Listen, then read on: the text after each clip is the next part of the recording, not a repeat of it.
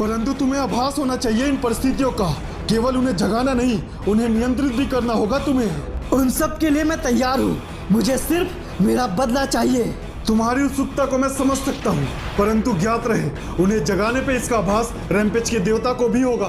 पर वो खुद तो यहाँ नहीं आ सकता ना। हाँ, परंतु कोबरा तो है। कोबरा, और उसका तो होना जरूरी भी है, क्योंकि ये कहानी उसके अंत से ही पूरी होगी। क्या अर्थ है तुम्हारा? अगर कोबरा इसमें शामिल हुआ तो समस्याएं और बढ़ेंगी। जानता हूँ, परंतु उसके शामिल हुए बिना ये जंग अधूरी ही रहेगी। तब तो तुम्हें ज्ञात होना चाहिए कि तुम्हारा अर्थ अनर्थ की ओर है। पता है, परंतु माफ करना साधु, क्योंकि अब इसका कोई भी अर्थ हो, ये जंग व्यर्थ नहीं जाएगा। तो फिर ठीक है, इस अंत का कुछ इस प्रकार शुरुआत होता है कि उस अनंत शक्ति को जगाने के लिए मनुष्य का बलिदान होता है। तो फिर ठीक है, तुम यज्ञ की तैयारी करो साधु, मनुष्य को बलि के लिए तैयार मैं करूंगा। परंतु यह इतना आसान नहीं होगा, क्योंकि पूर्णमासी की रात हमें एक ऐसे शरीर की आवश्यकता होगी जो कि पवित्र हो, परंतु अकाल मृत्यु मरी हो। मैं कुछ समझा नहीं साधु। यही इसमें कठिनाई है। एक ऐसे मनुष्य की बलि देनी होगी जिसकी मृत्यु पूर्णमासी वाले दिन में होनी चाहिए, परंतु बलि के उद्देश्य से नहीं। परंतु ये कैसे संभव है? संभव हो या असंभव, परंतु रैम्पेज की शक्तियों का गलत इस्तेमाल करने का ये एकमात्र रास्ता है। यदि ऐसा ही है तो ठीक है, अब से बरमूडा के हर पवित्र इंसान पे मेरी नजर होगी।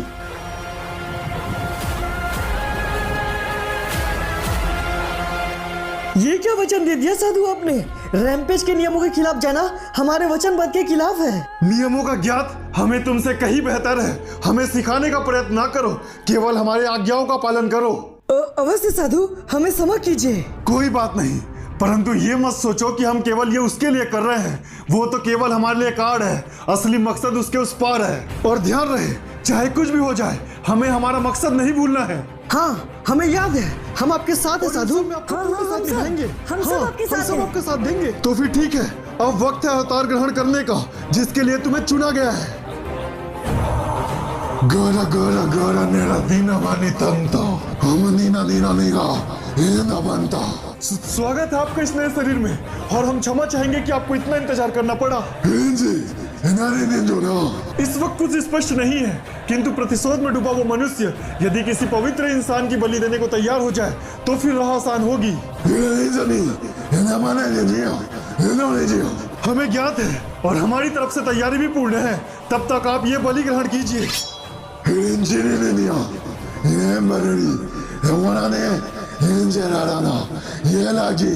अवश्य, आप जैसा चाहते हैं वैसा ही होगा। मैं प्रण लेता हूँ कि इस बार उनका अस्तित्व अवश्य मिटेगा। तो इस बार राह होगी बहुत ज्यादा कठिन, क्योंकि वो वापस आया ही है ताकि कोबरा से ले उसका सब कुछ छीन। लेकिन ये कहानी जितना दिख रही है उससे और भी कहीं ज्यादा भयंकर है, क्योंकि इसमें सिर्फ दर्द और प्रतिशोध नहीं, किसी का अहंकार है। और साथ ही बहुत लंबे समय के बाद स्टोरी में आप लोग के लिए गिव अवे, तो कमेंट करके अपना यूआईडी टच करना बिल्कुल मत भूलना। उठ जाओ माँ, तुम्हारे खाने और दवाई का टाइम हो गया। बस कर बेटा, और कब तक अपनी बूढ़ी माँ को इन दवाइयों में जिंदा रखेगा? जब तक मैं जिंदा हूँ। और बचपन में आपने तो कभी नहीं कहा ना कि क्यों मैं अकेले इस भोंदू को पालूं। आपने मुझे पाला ना, तो मेरी बारी है। अच्छा, पता नहीं मैंने ऐसे कौन से कर्म किए हैं जो तेरे जैसा बेटा मिला है। वो सब बातों को छोड़ो माँ, आज का आपका ये सब दवाई बाकी है। ठीक है, जल्दी से नाश्ता करो, दवाई खाओ। मैं बल्लू भैया के यहाँ काम करके आता हूँ, उसके बाद कॉलेज जाऊँगा। हाँ ठीक है। अरे संभाल के। हाँ माँ। अरे ये तो थोड़े जल गए, पर तुझे तो खाना ही पड़ेगा माँ। अबे देख कन्हैया, ये बहुत कीमती पौधा है और इसमें कुछ कीड़े बैठ गए हैं, ठीक से साफ कर दे। ठीक है बल्लू भैया, आप फिक्र मत कीजिए, मैं सारे कीड़े निकाल दूंगा। हाँ हाँ ठीक है, पर थोड़ा आराम से। जी बल्लू भैया। तो इस तरह एक मासूम सी जान दिन रात मेहनत करता है, उसकी उसी मेहनत की कमाई से उसका घर चलता है। लेकिन बुरे वक्त की यही बात तो बुरी है, धीमे आंच में भी आग बहुत जोर से जलता है। न जाने आखिर ये भयानक सपने क्यों आ रहे हैं? कहीं कोई अनर्थ तो नहीं होने वाला? कोबरा, क्या आप मुझे सुन सकते हैं? हमेशा, क्योंकि यही तो प्रण है, जब तुम बुलाओगे आऊंगा, तुम्हारे समस्याओं का समाधान साथ लाऊंगा। तब तो आपने देखा ही होगा कोबरा वो सपने जो मुझे कल शाम से आ रहे हैं। हाँ अजीब है, पर सपने ही तो हैं, कुछ और नहीं, और सपनों पे तो मेरा जोर नहीं। तो अब तुम्हारी राधिका आ रही है, तुम उससे मिलो, बाकी मैं देख लूंगा। अच्छा ठीक है कोबरा। ओ हीरो, किससे बात कर रहे हो? मुझे तो भूल ही जाते हो। अरे नहीं राधिका, ऐसा तो बिल्कुल भी नहीं है, मैं तो यहाँ तुम्हारा इंतजार कर रहा था। हाँ हाँ, ज्यादा झूठ बोलने की जरूरत नहीं है, लेकिन अपना वादा निभाओ। चलो मुझे बाहर घुमाओ। आज ही बाहर जाना जरूरी है क्या? तुमने वादा किया था। अच्छा ठीक है चलो। हाँ चलो, लेकिन हाँ तुम अकेले चलोगे? क्या मतलब? तुम समझ रहे हो ना मैं क्या बोल रही हूँ? आज के लिए कोबरा को अकेले छोड़ दो ना। पर ये कैसे हो सकता है? कोबरा, अगर आप मुझे सुन रहे हो तो प्लीज ऐसा करिए ना। हाँ बिल्कुल, तुम इसे लेकर जाओ, बहुत कठिनाइयों में रहता है, तुम इसे थोड़ा सुख से मिलाओ। पर कोबरा? पर कुछ नहीं, अब तुम चुपचाप चलो। सच में जाऊँ कोबरा? हाँ जाओ, बुरे पल से बाहर निकलो और कुछ अच्छे पल बिताओ। तो तुम कहते हो तो ठीक है, चलो राधिका। हाँ ये हुई ना बात। इस अच्छे के बीच में भी कुछ बुरा था, क्योंकि मासूमियत शैतानों के बीच घिरा था। पकड़ साले को, बचकर जाएगा कहाँ? देख कैसे भग रहा है साला भिखारी, आज तो बचेगा नहीं साला। नहीं भैया, हमें जाने दीजिए, आखिर हमारी गलती क्या है? एक बार रुक जा साले, बताते हैं तुझे तेरी गलती। छोड़ेंगे नहीं साले को, पकड़। आखिर ये सब चल क्या रहा है इतने लोग एक अकेले लड़के के पीछे? हाँ अजीब तो है, पर क्या पता वो कोई चोर उचक्का हो, कुछ चोरी करके भाग रहा हो तो। पर वो चेहरे से तो शरीफ और मासूम लग रहा था, हमें उसकी मदद करनी चाहिए। अरे नहीं आलोक, अपनी प्रॉमिस पूरी करो ना, हर किसी का ठेका नहीं ले रखा है आपने। पर अगर उसे वाकई में हमारी जरूरत हुई तो? उससे ज्यादा मुझे है, आप चुपचाप चलो मेरे साथ, आपको मेरी कसम। अच्छा ठीक है, पर इस तरह कसम मत दिया करो। प्लीज मुझे जाने दीजिए, दोबारा आप लोगों को नजर में नहीं आऊंगा, प्लीज मुझे जाने दीजिए, प्लीज। अरे वाह, मजा आ गया। मुझे जाने दीजिए, मुझे जाने दीजिए। देख रहे हो तू सर भाई, कैसे कुत्ता बना पड़ा है साला। मैं तो कहता हूँ मर रहा है, साले को और ही मार देते हैं। नहीं भैया, मुझे जाने दीजिए, मुझे जाने दीजिए। चल ठीक है, अब भी जाने दे दूंगा मैं तुझे। बोल पापा जाने दो मुझे। पर मैं ऐसा क्यों कहूँ भैया? मेरे पापा इस दुनिया में नहीं रहे। बोल, वरना तू भी इस दुनिया में नहीं रहेगा। नहीं, मैं किसी हाल में नहीं कहूँगा, मेरे पापा मेरे लिए बहुत जरूरी है। तो तुषार भाई देखिए सेजल आई है, मुझसे ही मिलने आई होगी। आओ सेजल, क्या बात है? आखिर तुम ये सब क्या कर रहे हो तुषार? क्या मतलब? मैंने सुना कि आखिर तुमने क्या किया उस लड़के के साथ, तुम समझते क्या हो खुद को? पर सेजल आखिर तुम्हें इस 2 कौड़ी के लड़के से क्या लेना देना? हम तो बस मजे ले रहे हैं। मजे ले रहे हो? तुम्हारा ये मजा किसी के लिए सजा बन सकता है। तुम्हारे साथ कोई ऐसा करेगा तो कैसा लगेगा? अभी कभी रिवाइव करो उसे। अबे ओए, जा कर दे उसे रिवाइव। अच्छा ठीक है भाई, अभी करता हूँ। धन्यवाद मैडम, आपने मेरी बहुत मदद कर दी। नहीं, इसकी कोई जरूरत नहीं है, तुम जाकर मेरी गाड़ी में बैठो। मैं? हाँ तुम जाकर बैठो। ये क्या तमाशा है सेजल? तुम तो चुप ही रहो और तुम जाकर बैठो। अच्छा ठीक है। सेजल तुझे आइडिया भी है, तू ये सब क्या कर रही है? तुम्हें जरा भी अंदाजा है कि तुमने सब क्या किया? गरीब का ऐसे मजाक मत उड़ाओ, अगर उसकी हाय लग गई ना तो कहीं के लिए रहोगे तुम। पर सेजल सुनो तो सही। तुम आराम से बैठो, मैं तुम्हें तुम्हारे घर छोड़ देती हूँ। देख रहे हो तुषार भाई, उस भिखारी के चलते भाभी ने थोड़ी भी इज्जत नहीं की आपकी। मेरी ये इंसल्ट उस भिखारी और सेजल दोनों को ही भारी पड़ेगा। अब देख मैं क्या करता हूँ। अब वो क्या करता है इससे तो उसी को फर्क पड़ता है, क्योंकि इंसानियत का तो यही गुण होता है कि वो सब कुछ अच्छा करता है। मैं आपको जानता तो नहीं, लेकिन आपका बहुत बहुत शुक्रिया। हाँ कोई बात नहीं, वैसे मैं भी तुम्हें नहीं जानती, लेकिन तुमसे मिलके अच्छा लगा, बहुत साफ दिल मालूम पड़ते हो। धन्यवाद मैडम इतना समझने के लिए। अगर मैं आपके कोई काम आ सकूं तो जरूर बताइएगा। हाँ ठीक है, अब तुम अपने घर जाओ, कल कॉलेज में मुलाकात करते हैं। और हाँ, तुम्हें डरने की कोई जरूरत नहीं है, कॉलेज बिल्कुल आना। ठीक है मैडम। देख रहे हो भाई, साला एड़ा कैसे पेड़ा खाने की कोशिश कर रहा है। करने दे, क्योंकि अब इस कमीने का बंदोबस्त तो मैं करवाऊंगा राहुल भैया से कह के। राहुल सिंघानिया, सेजल का भाई और बरमुडा का एक बहुत powerful businessman. Good evening Singhania साहब, जैसा कि आपने कहा था हमने पूरे माल रिलीज कर दिए हैं। पर अभी काम अधूरा है, जब तक स्टॉक पॉर्गेटरी नहीं पहुंच जाता काम पूरा नहीं हुआ। पर सर, पॉर्गेटरी ट्रांसपोर्टिंग हमारे कंट्रोल से बाहर है। तो जिनके कंट्रोल में है उनके मुंह पे पैसा मारो और सारा माल पॉर्गेटरी से बाहर निकालो।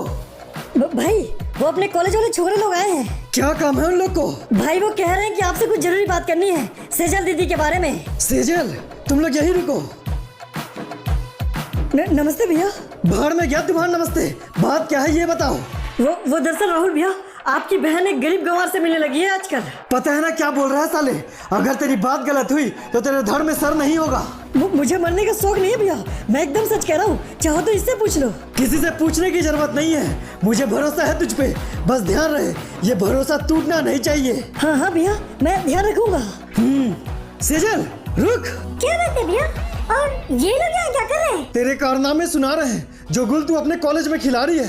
गुल खिला रही हो? तो देखो मुझे नहीं पता कि इन लोगों ने आपको क्या बताया, पर और जो भी इन्होंने कहा वो सब बकवास है भैया। नहीं भैया, हम एकदम सच कह रहे हैं। देख सेजल, इस मुकाम को पाने में बहुत मेहनत लगी है। एक गरीब भिखारी के लिए सब बर्बाद नहीं करने दूंगा मैं तुझे। तब तो आप भी कान खोल के सुन लीजिए भैया, मेरे मामले में इंटरफेयर करने की आपको कोई जरूरत नहीं है। भाई है, भाई बन के रहिए, बाप बनने की कोशिश मत कीजिए। सेजल, देख लिया ना भाई आपने, ये सब कुछ सेजल उस गरीब भिखारी की वजह से कर रही है। मुझे तो लगता है उस भिखारी ने कोई जादू किया है। हाँ समझ रहा हूँ, और अब बहुत हो गया इस सेजल का नखड़े। अब उस भिखारी को मुझसे कोई नहीं बचा सकता। एक तरफ राहुल का गुस्सा चरम सीमा पर था, तो दूसरी तरफ सेजल पहली बार अपने दिल की सुन रही थी। कन्हैया, बेटा देख जरा हुई है। आप यहाँ क्या कर रही? कॉलेज ही जा रही थी, सोचा तुम्हें साथ लेते चलूं। नहीं मैडम, आप जाइए, मैं तो पैदल भी आ जाऊंगा। वो तुम्हारी माँ है? हाँ मैडम, पर उनकी थोड़ी तबीयत खराब चल रही है। अच्छा, पर ऐसा क्या हुआ इन्हें? पता नहीं मैडम, डॉक्टर कहते हैं कि इन्हें कोई ऐसी बीमारी है जिसका कोई इलाज नहीं है, वो बस दवाई लिख कर देते हैं। अच्छा, तो तुम आंटी को कहीं बाहर क्यों लेके जाते, किसी बड़े हॉस्पिटल में? अभी मेरे पास उतने पैसे नहीं है ना मैडम, एक बार बड़ा आदमी बन जाऊं, फिर माँ का अच्छे से इलाज करवा दूंगा। सोच तो अच्छी है तुम्हारी, पर इसमें समय बहुत लगेगा। अगर मैं कुछ काम आ सकूं तो बताना। आज पहली बार किसी का हम लोग इतना इंतजार कर रहे हैं भाई। हाँ बस थोड़ा और इंतजार कर ले, आता ही होगा कुत्ते का पिल्ला। ले आ गया। हाँ भाई, आ तो गया, अब मजा आएगा।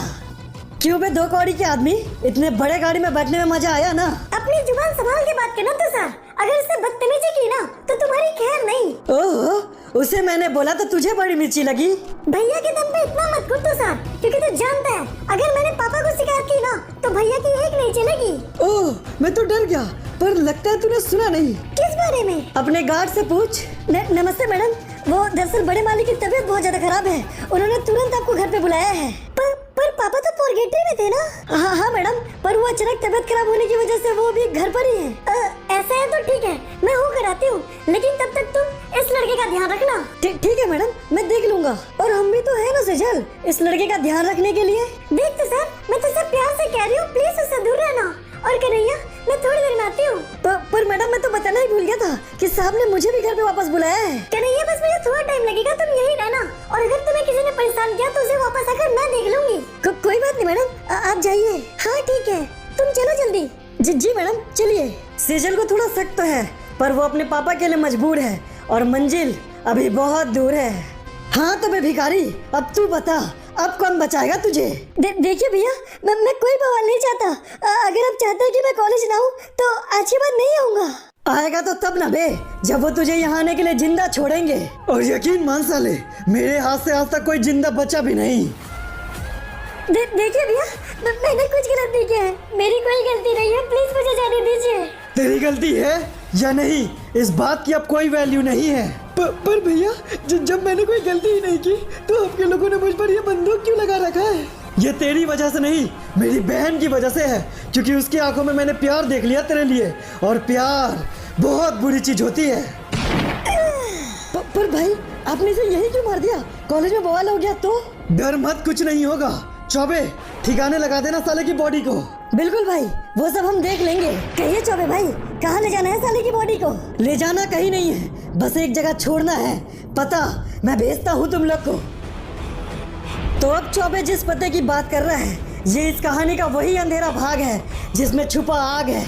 जब से साले को गोली लगा है, मौसम बिगड़ ही रहा है।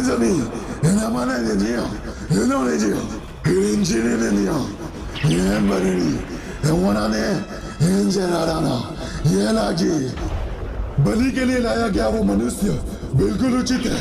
अब तुम्हारी बारी है। अवश्य साधु, मैं अपने वचनों को पूरा करूंगा। कोबरा को यहाँ आने से रोकना मेरी जिम्मेदारी।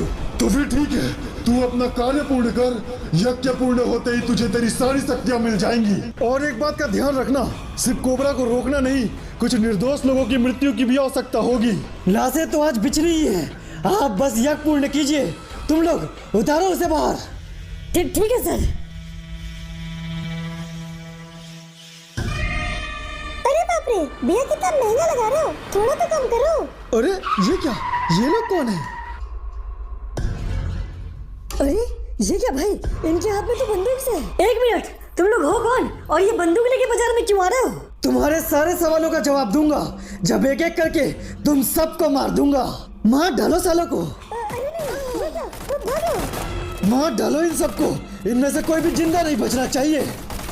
नहीं, ये कैसे आवाज आई? सिर्फ आवाजें नहीं, इस वक्त कहीं नरसंहार हो रहा है आलोक। पर कहाँ और अचानक ये सब कैसे? क्यों, कहाँ, कैसे? इन सवालों का इस वक्त तो मेरे पास भी जवाब नहीं है आलोक। बस उन्हें रोकना जरूरी है। और मुझे नहीं लगता कि ये सिर्फ कोई नरसंहार है। इसके पीछे जरूर कोई और कहानी जुड़ी है। कोबरा का शक सही है कि पूरा मामला यही नहीं है, लेकिन नरसंहार को रोकना भी तो उसकी जिम्मेदारी ही है। बस बहुत हो गया, रुक जाओ। मुझे पता है कि ये सब तुम मेरे लिए ही कर रहे हो। बहुत हद तक सही पहचाना है कोबरा, लेकिन तुझे अंदाजा भी नहीं कि इस बार तो कितनी बड़ी मुसीबत में है। इस जैसी मुसीबतें तो आती जाती रहती है, पूछ के देख ले इतिहास से। वो भी कोबरा को बाप ही कहती है। तुझमें इतना कॉन्फिडेंस इसलिए है ना कोबरा, क्योंकि इन गोलियों से मरेगा नहीं तू, लेकिन उनकी सोच, उन्हें कौन बचाएगा? उन पे गोलियां चलाओ। घबराओ नहीं, तुम्हें दौड़ने की जरूरत नहीं है। अब कुछ नहीं होगा तुम्हें। ये क्या सर, उन पे गोलियों का असर नहीं हो रहा? यूं तो मैं लड़ने नहीं आया था, पर तुम लोगों ने मजबूर कर दिया है। मेरे सब्र को एक बार फिर से मुझसे दूर कर दिया है। ये क्या? नहीं, मैं ऐसे नहीं रुक सकता। भाग, तुझे कहां तक भागना है? और तुम घबराना नहीं, तुम में से किसी को कुछ नहीं होगा।